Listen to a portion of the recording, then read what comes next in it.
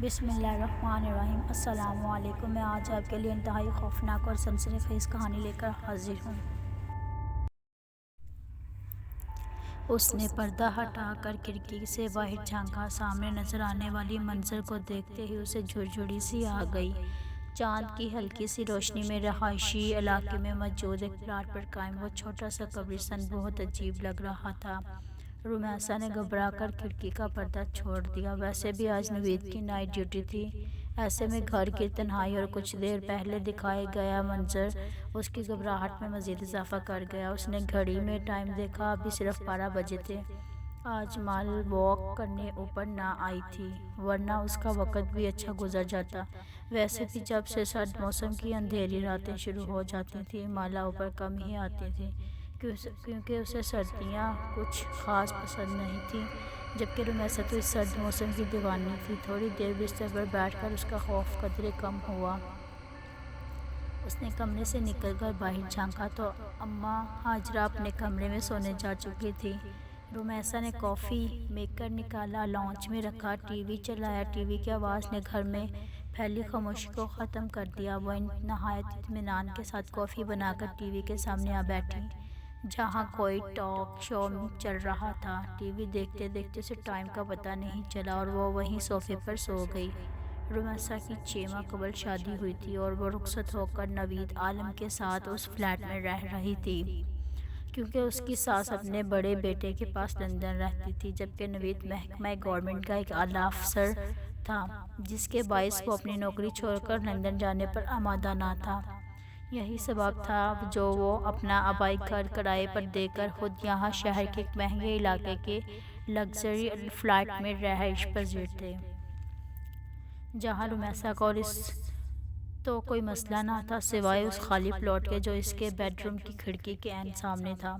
اس plot کے چاروں طرف باؤنڈری وال کے علاوہ ایک بڑا سا گیٹ بھی تھا۔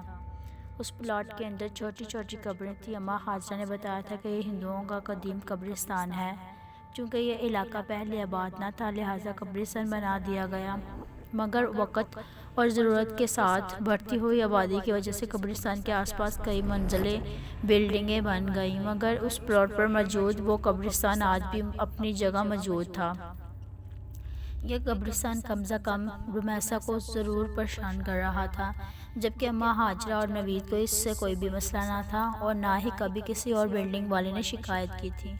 اس لیے رمیسا بھی خاموش تھی، کیونکہ اسے لگتا تھا کہ شاید یہ پریشانی اس کی اپنی خود ساختہ ہے، ورنہ دوسرے لوگوں کو کوئی پریشانی تو نہیں کہ رہائشی علاقے میں قبرستان ہے۔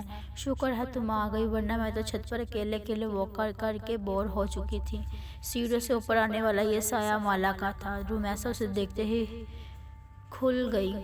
رمیسا نے دیکھا کہ اس کی سفید رنگت میں قدرے پلاہٹ کھلی ہوئی تھی۔ وہ اپنے چہرے سے بیمار اور تھکی تھکی لگ رہی تھی۔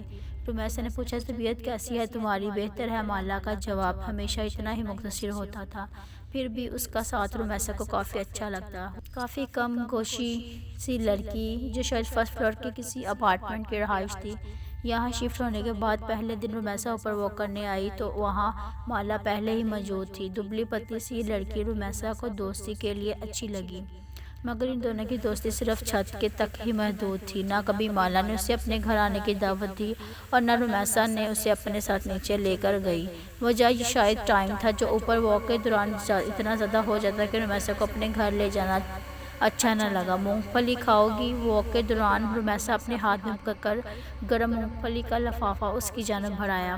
سوری، میں مونگ پھلی نہیں کھاتی۔ عجیب لڑکی ہو تم یار، کبھی بھی نہیں کھاتی، نہ مونگ پھلی، نہ ریوڑی، نہ کوئی ڈرائی فروٹس، یہاں تک کہ بھنے ہوئے چنے بھی نہیں کھاتی۔ رمیسا جب بھی اسے کوئی چیز کھانے کو دیتی تو وہ ہمیشہ انکار کر دیتی تھی۔ رمیسا کو اس سے احساس ہوا کہ مالا شاید ہندو ہے، اسی لیے کسی مسلمان کے ہاتھ کا نہیں کھاتی۔ اس نے اتنے ماہ میں آج تک مالا سے کبھی اس کے مذہب کے متعلق نہ پوچھا تھا، کیونکہ اسے اچھا نہ لگتا تھا۔ حالانکہ کئی بار اس کا دل چاہا کہ وہ اس سے قبرستان کے بارے میں پوچھے، جو گھر کے قریب ہی تھا، پھر یہ سوچ کر کہیں اسے کوئی بات بری نہ لگ جائے تو وہ خاموش ہو جاتی ہے۔ اچانک کالے رنگ کا بڑا سا بلّا ان کے سامنے آ کھڑا ہوا، جو اپنی گہری نیلی آنکھوں سے ان کی جانب ایسے گور رہا تھا کہ وہ دونوں خوف زدہ ہو گئیں، جبکہ مالا تو ویسے بھی بلیوں سے ڈرتی تھی، جس کا عملی مظاہرہ کئی بار رمیسا دیکھ چکی تھی۔ یہ کہاں سے آ گیا؟ وہ ٹوٹا پھوٹا جملہ ادا کرتی رمیسا کے پیچھے اس طرف چھپ گئی۔ رمیسا نے چپل اتار کر بلے کی جانب پھینکی، وہ فوراً پیچھے کی جانب بھاگ گیا۔ اس کے بھاگتے ہی مالا نے سیڑھیوں کی جانب دوڑ لگا دی۔ رمیسا نے پیچھے جا کر اسے روکنے کی کوشش کی، مگر وہ سیڑھیاں اترتے ہی ایسے غائب ہوئی کہ رمیسا کو اندھیرے میں نظر نہ آئی۔ مالا کے اس طرح خوفزدہ ہو کر بھاگنے میں وہ دل ہی دل میں ہنس دی اور نیچے اتر آئی۔ جانے کیوں آج رمیسا کا دل چاہا وہ مالا سے اس کی ذاتی زندگی کے متعلق کچھ سوال کرے۔ شاید لاشعوری طور پر اس کے اندر یہ خواہش جاگ رہی تھی کہ وہ جانے مالا کون ہے۔ 4 ماہ سے ان کی ملاقات تقریباً روز ہی چھت پر اس طرح ہوتی ہے، مگر وہ یہ نہ جانتی تھی کہ مالا اس بلڈنگ کے کون سے فلور پر رہتی ہے، وہ کیا کرتی ہے، شادی شدہ ہے یا نہیں۔ یہ سوچ کر اس نے آج اپنی گفتگو کا آغاز مالا کی ذاتی زندگی کا ارادہ کرتے ہوئے پہلا سوال پوچھا، تمہارے گھر میں کون کون ہے؟ مطلب؟ چلتے چلتے رک کر مالا نے حیرت سے کچھ اس طرح رمیسا کو دیکھا کہ وہ ابھی بھی تھوڑا سا گڑبڑا گئی۔ مطلب ہے کیا؟ تم اکیلی رہتی ہو؟ تم شادی شدہ ہو یا نہیں؟ اس کے سارے جملے کا ایک لفظ میں جواب دے کر وہ اس طرح آگے کی طرف بڑھی کہ اسے شاید مزید کچھ پوچھنے کی خواہش رمیسا کے اندر ہی دم توڑ گئی۔ وہ بولی، میں فرسٹ فلور میں فلیٹ نمبر 103 میں رہتی ہوں۔ رمیسا کے خاموش ہوتے ہی شاید مالا کو اپنی غلطی کا احساس ہو گیا، اس لیے وہ پلٹ کر اس کی جانب آتے ہوئے آہستہ سے بولی۔ اس ٹائم آسمان پر زور سے بجلی چمکی اور ساتھ ہی بادل کے گڑگڑانے کی آواز۔ جیسے ہی مالا نے سنی وہ بچوں کی طرح گھبرا گئی۔ رمیسا نے دیکھا کہ خوف سے اس کی رنگت زرد پڑ گئی۔ وہ بولی، مجھے بارش بالکل اچھی نہیں لگتی، بہت ڈر لگتا ہے بارش میں بھیگنے سے۔ ایسا محسوس ہوتا ہے جیسے میرا سارا جسم جل رہا ہے، پانی کی بوندیں مجھے آگ کی طرح محسوس ہوتی ہیں۔ آپ کو پتہ ہے آگ میں جلنا کتنا ہولناک ہے؟ بارش میں بھیگنے سے ایسا محسوس ہوتا ہے جیسے میرا سارا جسم جل رہا ہے، پانی کی بوندیں مجھے آگ کی طرح محسوس ہوتی ہیں۔ آپ کو پتہ ہے آگ میں جلنا کتنا ہولناک ہوتا ہے؟ اس کا تصور ہی میرے سارے جسم میں کپ کپی طاری کر دیتا ہے۔ آج پہلی بار رمیسا نے اس کو اتنا بولتے سنا تھا، مگر وہ کیا کہہ رہی تھی رمیسا بالکل سمجھ نہ پا رہی تھی۔ اس کی زبان سے نکلنے والے بے ربط جملے کبھی کبھی تو رمیسا کو ایسا محسوس ہوتا جیسے وہ پاگل ہے۔ جتنے بھی ہوتے ہیں، لیکن کیا فائدہ؟ جیتے جی کو خود کو آگ میں جلتے دیکھنا، خوبصورت جسم کا آگ کی شعلوں کی نظر ہو جانا، کبھی دیکھا ہے آپ نے؟ اس پل بادل ایک بار پھر سے گرجے۔ مالا اس کا جواب سنے بغیر سیڑھیوں کی جانب بھاگی، جبکہ پیچھے کھڑی رمیسا میں اتنی ہمت نہ ہوئی کہ آواز دے کر وہ مالا کو روک سکے۔ 1 ہفتے سے زیادہ ہو گیا تھا مالا چھت پر نہ آئی۔ ویسے بھی پچھلے ہفتے سے بارشیں ہو رہی تھیں، چونکہ وہ اور رات بہت ساری چیزوں کی طرح بارش سے بھی ڈرتی تھی، اسی لیے وہ اوپر نہ آئی تھی۔ مگر اب 2 دن سے بارش بالکل ختم ہو گئی تھی، پھر بھی وہ اوپر نہ آئی۔ جب شام میں نوید کے ساتھ باہر جاتے ہوئے اس نے بے اختیار رک کر فلیٹ نمبر 103 پر نظر ڈالی، جہاں بڑا سا تالا اندھیرے میں کبھی نظر آ رہا تھا، اس کا مطلب یہ ہوا کہ وہ کہیں گئی ہوئی ہے۔ یہ سوچ کر وہ نیچے اتر گئی اور پھر گاڑی میں بیٹھتے ہوئے اس نے پہلی بار نوید سے مالا کا ذکر کیا۔ کیا وہ لڑکی ہندو ہے؟ کیونکہ نام سے تو ہی لگ رہا ہے۔ پتہ نہیں، میں نے کبھی پوچھا نہیں، مگر شاید وہ فلیٹ نمبر 103 میں رہتی ہے۔ وہ کافی دنوں سے اوپر نہیں آئی۔ Flat number 103؟ نوید نے حیرت سے دہرایا۔ تمہیں شاید غلط فہمی ہوئی ہے، کیونکہ وہاں تو کوئی بھی نہیں رہتا۔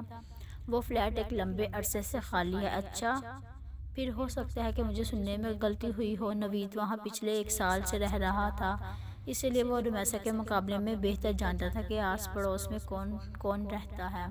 اور پھر گھر واپس آتے ہوئے انہوں نے اماں حاجہ سے مالا کے متعلق پوچھا۔ پتہ نہیں بیٹا، میں تو گھر سے صرف سودا لینے کے لیے باہر جاتی ہوں، اور آس پڑوس میں میری کسی سے ایسی دوستی کہاں جو میں کسی کے بارے میں کچھ جان سکوں۔ ان کا جواب بالکل درست تھا، وہ تو سارا دن گھر میں ہی رہتی تھی۔ رمیسا کی سمجھ میں نہ آیا کہ وہ مالا کے متعلق کس سے پوچھے۔ پھر سوچا ہو سکتا ہے کہ 1-2 دن تک وہ خود ہی آ جائے اوپر، مگر ایسا بھی نہ ہوا۔ یہ سوچ کر وہ ایک دن اماں حاجرہ کو لیے نیچے فرسٹ فلور پر آ گئی، جہاں آمنے سامنے کئی فلیٹ بنے ہوئے تھے۔ یہاں ہر فلور پر 10 فلیٹ تھے۔ فرسٹ فلور کے 103 فلیٹ کے علاوہ تقریباً سب ہی لوگ آباد تھے۔ اس کی سمجھ میں نہ آیا کہ وہ کس کا دروازہ بجا کر مالا کے متعلق سوال کرے۔ کچھ دیر وہ کھڑی سوچتی رہی، پھر نیچے اتر کر مین گیٹ کی جانب آ گئی، جہاں موجود سیکیورٹی گارڈ اچھی طرح پہچانتا تھا۔ جیسے ہی رمیسا اس کے ساتھ جا کر کھڑی ہوئی، وہ جلدی سے اٹھتا ہوا بولا، السلام علیکم باجی، خیریت ہے؟ وہ بولی، دراصل مجھے ایک لڑکی کے بارے میں جاننا تھا۔ لڑکی کے بارے میں؟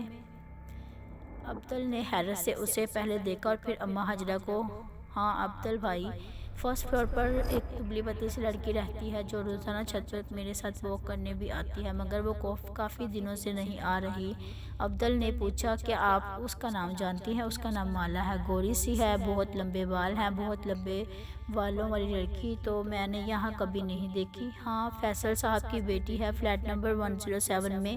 نام تو مجھے اس کا پتہ نہیں، لیکن بال کافی لمبے ہیں۔ ایک دفعہ ایسے ہی میری نظر پڑ گئی تھی، آپ وہاں جا کر پوچھ لیں، شاید وہ آپ کی مشکل حل کر دیں۔ ابدل کی بات سنتے ہی وہ وہاں نہیں رکی، بلکہ تیزی چلتی فرسٹ فلور پر فلیٹ نمبر 107 کے سامنے آ کھڑی ہوئی اور بنا سوچے سمجھے بیل پر ہاتھ رکھ دیا۔ کون؟ دوسری طرف دروازہ کھول کر باہر آنے والی ایک 40 سال سے 45 سالہ عورت تھی، جو رمیسا کو اپنے سامنے دیکھ کر تھوڑا سا حیران ہوئی۔ السلام علیکم جی، میں مسز نوید ہوں، اس بلڈنگ کے 3rd فلور پر میری رہائش ہے، مجھے دراصل مالا سے ملنا ہے۔ تیز بولتے ہی اس نے جلدی سے اپنی مدعا بیان کیا۔ اسے ایسا محسوس ہو رہا تھا کہ جیسے اگلے ہی پل اس کی خواہش کے عین مطابق مالا اس کے سامنے آ جائے گی۔ کون مالا؟ جواب اس کی توقع کے خلاف تھا۔ اب رمیسا کی سمجھ میں نہ آیا کہ وہ کیا کہہ رہی ہے۔ ایک 16-17 سالہ لڑکی اس عورت کے قریب آ کھڑی ہوئی۔ رمیسا نے دیکھا کہ اس کے لمبے سیاہ بال کمر سے نیچے جھول رہے تھے، مگر ظاہر ہے وہ مالا نہیں تھی۔ مایوسی کے ساتھ ساتھ وہ شرمندہ بھی ہوئی۔ سوری، دراصل مجھے لگا شاید مالا اسی فلیٹ میں رہتی ہے۔ نہیں، اس فلیٹ میں تو نہیں، یہاں تو میں اور میری اکلوتی بیٹی رہتے ہیں، جبکہ میرا خیال ہے کہ ہمارے فلور پر مالا نامی کوئی لڑکی رہتی ہی نہیں۔ دراصل مجھے اس نے فلیٹ کا نمبر 103 بتایا تھا، تو انہوں نے بولا 103 تو پچھلے کئی سالوں سے خالی پڑا ہے۔ بہت سال پہلے یہاں ایک فیملی آباد تھی، پھر ان کے ساتھ ایک حادثہ ہوا کہ وہ لوگ یہ گھر چھوڑ کر چلے گئے، دوبارہ یہاں کوئی نہیں آیا۔ دروازے پر کھڑے اس خاتون نے رمیسا کو تفصیل بتاتے ہوئے بتایا۔ نہ چاہتے ہوئے بھی رمیسا پوچھ بیٹھی، کون سا حادثہ؟ وہ خاتون بولی، سنا ہے ان کی جوان بیٹی کہیں اچانک غائب ہو گئی تھی، بہت تلاش کیا مگر وہ نہ ملی، شاید بدنامی سے بچنے کے لیے اس کی ماں باپ یہ گھر چھوڑ کر چلے گئے۔ لیکن ان کے جانے کے کچھ دنوں بعد فلیٹ سے اٹھنے والی بدبو نے سب کو اپنی جانب متوجہ کر لیا۔ جب پولیس تالا توڑ کر اندر داخل ہوئی تو ایک نوجوان لڑکی دفن شدہ لاش پڑی تھی۔ اس کی بدبو نے پورے محلے کو اپنی لپیٹ میں لیا ہوا تھا۔ بولتے بولتے وہ خاتون ایک پل کے لیے خاموش ہو گئی۔ رمیسا نے پلٹ کر فلیٹ نمبر 103 کے دروازے پر نظر ڈالی، مگر لڑکی تو غائب ہوئی تھی، پھر لاش گھر سے کیسے ملی؟ رمیسا نے حیرت سے سوال کیا۔ یہی بات تو آج تک کسی کو سمجھ نہیں آئی کہ آخر وہ مرد عورت کون تھے۔ کیا واقعی وہ اس لڑکی کے ماں باپ تھے جو اپنی بیٹی کی لاش کو اس طرح فلیٹ میں چھوڑ کر بھاگ گئے؟ پولیس کا خیال تھا شاید وہ لڑکی واپس آ گئی تھی، جسے اس کے باپ نے غیرت کے نام پر قتل کر دیا اور لاش کو گھر میں چھوڑ کر بھاگ گئے۔ اف، اس قدر شفقتی! رمیسا نے خوف سے جھرجھری لی۔ ہاں، یہی وجہ ہے کہ یہ فلیٹ دوبارہ آباد نہیں ہوا۔ قاتل اسے ویران کر کے نکل گئے اور پھر یہ چاہنے کے باوجود کوئی اسے آباد نہ کر سکا۔ ایک ڈر اور خوف اس کے فلیٹ کے حوالے سے ایسے لوگوں میں اجاگر ہوا کہ شاید ابھی تک دور نہیں ہو سکا۔ ارے میں یہاں کھڑے ہی سب باتیں کر رہی ہوں، آپ اندر تو آئیں۔ شاید اس عورت کو احساس ہو گیا تھا کہ پچھلے آدھے گھنٹے سے وہ رمیسا کے ساتھ دروازے پر ہی کھڑی تھی۔ نہیں شکریہ، میں اب جاؤں گی، میرے میاں کے آنے کا ٹائم ہو گیا ہے، معذرت کرتی ہوں۔ رمیسا اوپر آ گئی اور پھر کئی دن لگ گئے رمیسا کو وہ کہانی بھولنے میں جس کے مطابق فلیٹ سے جوان لڑکی کی بدبو والی لاش ملی تھی، اور شاید اس کے اس طرح مرنے میں سگے باپ کا بھی ہاتھ تھا۔ دنیا اتنی ظالم ہوتی ہے، یہ بات اسے چند گھنٹے پہلے ہی پتہ چلی، جسے وہ آنے والے کئی دنوں تک سوچ کر بے حال ہوتی رہی۔ رمیسا فلیٹ نمبر 103 کا حادثہ چند ہی دنوں میں بالکل فراموش کر بیٹھی، مگر مالا کی تلاش کے اس کے وجود کے اندر کہیں انتظار کر رہی تھی کہ شاید کبھی زندگی میں اسے دوبارہ ملے۔ یہی وجہ تھی کہ وہ بلڈنگ میں آنے جانے والی ہر لڑکی کو غور سے دیکھتی، کبھی جو کسی ڈپارٹمنٹل اسٹور میں جانا ہوتا تو اس کی متلاشی نگاہیں اس کو کھوجتی رہتی۔ سڑک سے گزرنے والی ہر لڑکی میں وہ اس کو تلاش کرتی، مگر مالا نہ جانے کہیں گم ہو گئی تھی، جو ہر بار رومیسا کی تلاش پر ناکامی کا منہ دیکھنا پڑتا۔ اس کی تلاش مالا کے ساتھ لگن اتنی سچی تھی کہ ایک دن وہ اس میں کامیاب ہو گئی، مگر ایسی کامیابی جس کے بعد کئی سالوں رومیسا کا یہ دل سوچ کر کانپتا رہا۔ اس نے مالا کی تلاش کی، اتنی کوشش کی، آخر کار کیوں وہ جاتی سردیوں کی ایک شام تھی۔ اماں ہاجرہ کو صبح سے ہی نزلہ زکام نے جکڑ رکھا تھا، جس کے باعث وہ اپنی چارپائی پر رضائی اوڑھے پڑی تھی۔ نوید عالم آفس کے کسی کام کے سلسلے میں اماں ہاجرہ کو صبح سے ہی نزلہ زکام نے جکڑ رکھا تھا، جس کے باعث وہ اپنی چارپائی پر رضائی اوڑھے پڑی تھی۔ نوید عالم آفس کے کسی کام کے سلسلے میں کل کوئٹہ گیا ہوا تھا اور اس تنہائی میں رومیسا کا دل بے حد گھبرا رہا تھا۔ 2 گھنٹے اس نے لاہور اپنی امی جان اور بہنوں سے بات کی، پھر جیسے ہی فون بند کیا اسے ایسے محسوس ہوا جیسے کوئی بیرونی دروازے کے پاس سے گزر کر اوپر جانے والی سیڑھیوں کی جانب بڑھا ہے۔ اس کا اندرونی لکڑی کا دروازہ کھلا تھا، جبکہ اس کے باہر موجود گرل کو وہ ہمیشہ اندر سے لاک رکھتی تھی۔ تنہائی میں ابھرنے والے تجسس کے ہاتھوں مجبور ہو کر اس نے گرل کے باہر جھانکا۔ ایک بہت لمبے والی لڑکی تیز اوپر سیڑھیاں چڑھتی ہوئی جا رہی تھی۔ رومیسا کو لگا کہ وہ مالا ہے۔ وہ جلدی سے اپنا دوپٹہ اوڑھے اس لڑکی کے پیچھے لپکی تو اوپر چھت پر جا کر غائب ہو چکی تھی۔ رومیسا تیزی سے سیڑھیاں چڑھتی اوپر آئی۔ سرِ شام ہی چھت پر اندھیرا چھایا ہوا تھا۔ آخری سیڑھیاں پر قدم رکھ کر رومیسا نے جیسے ہی سیڑھیوں کے قریب موجود بلب آن کیا، اس کی روشنی پوری چھت پر پھیل گئی۔ مالا مالا اوپر چڑھتے اس نے آواز لگائی۔ اس کی آواز پر کسی نے کوئی جواب نہیں دیا۔ رومیسا تھوڑا مزید آگے بڑھ کر دیکھا، چاروں طرف ایک اوہ کا عالم تھا۔ چھت بالکل خالی پڑی تھی۔ وہ ایک دم گھبرا کر واپس پلٹی تو اس کا پاؤں اس کے کالے بلے سے ٹکرا گیا، جو ہمیشہ مالا کو خوفزدہ کر دیتا تھا۔ بلے نے بلبلا کر رومیسا کی جانب دیکھا۔ اس کی چمکتی موٹی کانچ جیسی آنکھوں میں نہ جانے کیا تھا کہ رومیسا خوفزدہ ہو کر نیچے بھاگی۔ کانپتے ہاتھوں سے گرل کا لاک کھولا تو سامنے ہی اماں ہاجرہ کھڑی تھی۔ بیٹا تم کہاں چلی گئی تھی؟ نوید صاحب کا فون آیا تھا، تمہاری خیریت پوچھ رہے تھے، انہیں فون کر کے جواب دے دو۔ بات کرتے کرتے اماں ہاجرہ کو احساس ہوا کہ رومیسا کچھ گھبرائی ہوئی ہے۔ کیا بات ہے بیٹا، سب خیریت تو ہے؟ جواباً رومیسا نے کچھ دیر قبل والا سارا واقعہ سنا دیا، جسے سنتے ہی اماں ہاجرہ نے اس کی طرف دیکھتے ہوئے کہا، میری بات مانو تو بیٹا اس لڑکی کو بھول جاؤ، کیونکہ مجھے ایسا محسوس ہو رہا ہے جیسے تم نے اسے اپنے حواسوں پر پوری طرح سوار کر لیا ہے۔ وہ تمہارے خیالوں سے نکل کر ایک شکل میں ڈھل گئی ہے جو تمہیں ہر وقت یہاں وہاں دکھائی دے رہی ہے۔ میرا خیال ہے اماں آپ درست کہہ رہی ہیں، رومیسا نے ایک گہرا سانس لیتے ہوئے کہا، مجھے شاید وہم ہوا تھا کہ کوئی اوپر گیا ہے، بلا وجہ ہی اوپر بھاگی گئی، شاید دماغ خراب ہو گیا ہے۔ اور رات کے کھانے تک وہ شام کا واقعہ بالکل بھول چکی تھی۔ کھانا کھا کر اس نے نوید سے فون پر بات کی، پھر کافی بنا کر ٹی وی کے سامنے آ بیٹھی۔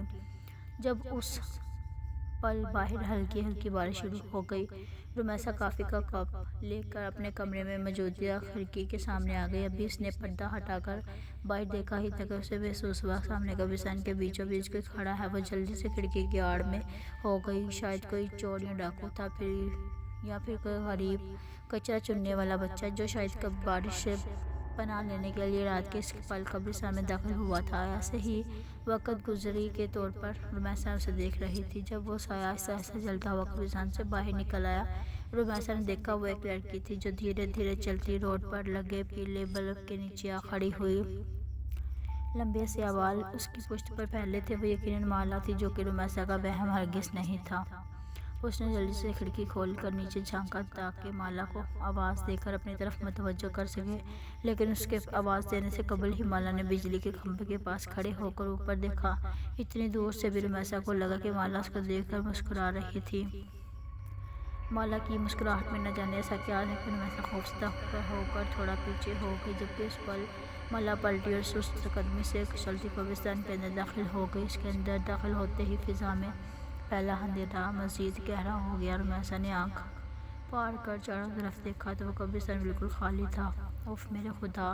خوف کی ایک چھوٹ چھڑی نے اسے اس طرح اپنی لپیٹ میں لیا کہ وہ کھڑے کھڑے زمین پر گر گئی۔ زمین پر گرتے وقت مالا کے الفاظ اس کے کانوں میں گونج رہے تھے کہ بارش کی بوندیں میرے جسم پر آگ کی طرح برستی ہیں۔ تم نے کبھی کسی کو جلتے ہوئے دیکھا ہے؟ جلنے کی تکلیف اور اس کے ساتھ رمیسا بے ہوش ہو گئی۔ جب اسے ہوش آیا تو اس کی امی اور نوید عالم دونوں ہسپتال میں اس کے پاس تھے۔ بقول نوید کے رمیسا ایک ہفتے بعد ہوش میں آئی ہے۔ وہ کیوں بے ہوش ہوئی تھی وہ یہ چاہ کر بھی کسی کو نہ بتا سکی، مگر اس کی حالت کے پیش نظر بغیر اس کے کہے اپنا گھر تبدیل کر لیا اور زندگی میں دوبارہ وہ کبھی اس طرف نہ گئی جہاں آخری بار اس نے مالا کو دیکھا۔ مالا کون تھی، کہاں رہتی تھی، یہ سب جاننے کی خواہش دم توڑ گئی تھی، یا شاید وہ جان گئی تھی کہ مالا کی اصل حقیقت کیا ہے۔ I hope you like this video. Please like, share and subscribe to my channel and don't forget the press bell icon.